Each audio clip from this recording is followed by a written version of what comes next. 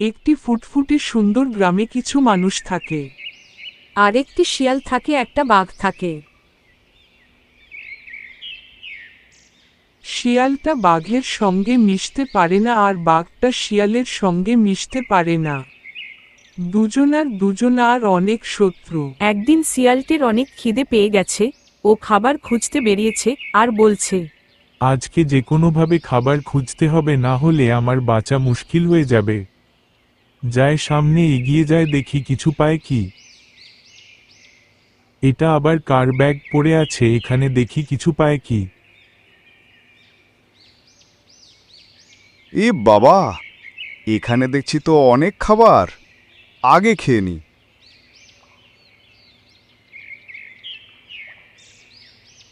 হুক্কা হুয়া হুক্কা হুয়া। এই সময় আবার বাঘ কোথা থেকে চলে আসলো? যাই, পালাই, তাহলে অনেক খারাপ হবে এর সাথে।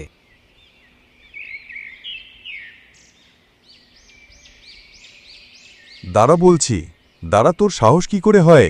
তুই আমার এদিকে খাবার খেতে এসেছি। দাঁড়াও বলছি, দাঁড়া, তোর একদিন আমার একদিন। থাম বলছি, থাম বলছি, থাম। কিছুদিন পর বাঘটার খিদে পেয়েছে। অনেক খিদে পেয়ে গেল, দেখি গ্রাম পানের যাই কিছু পায় নাকি দেখি। কিছুদিন পর শিয়াল রাস্তা দিয়ে যাচ্ছে আর বলছে, বাঘটাকে দেখলাম এখান থেকে যেতে যায়, দেখিও কি করছে। আচ্ছা, তুই এখানে মুরগি চুরি করতে এসেছিস? দেখাচ্ছি তোর মজা। কই গো গ্রাম বালা, কই গো, দেখো তোমাদের হাঁস মুরগি খেয়ে নিল বাঘটা, দেখো। বাঘটা চুপে চুপে যাচ্ছে খাবে বলে, একটি হাঁস আর একটি মুরগি রয়েছে খাওয়ার নুপে।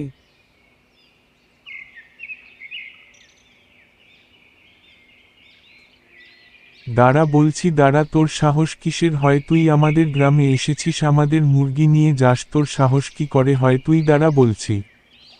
প্রাণ খুলে শুনে রাখো, পরের বার তোকে যদি আমাদের গ্রামে দেখি, গ্রামের লোক জড়ো করে আমরা সব মিলে ধরে খাবো। বলে দিচ্ছি, মাথায় থাকে যেন। বাপরে, পালাই পালাই, না হলে মারবে আমায় গ্রাম বালা। পালাই পালাই। না, শিয়ালের সাথে শত্রু করে লাভ নেই, আমরা বন্ধু করে থাকবো, গিয়ে বলি।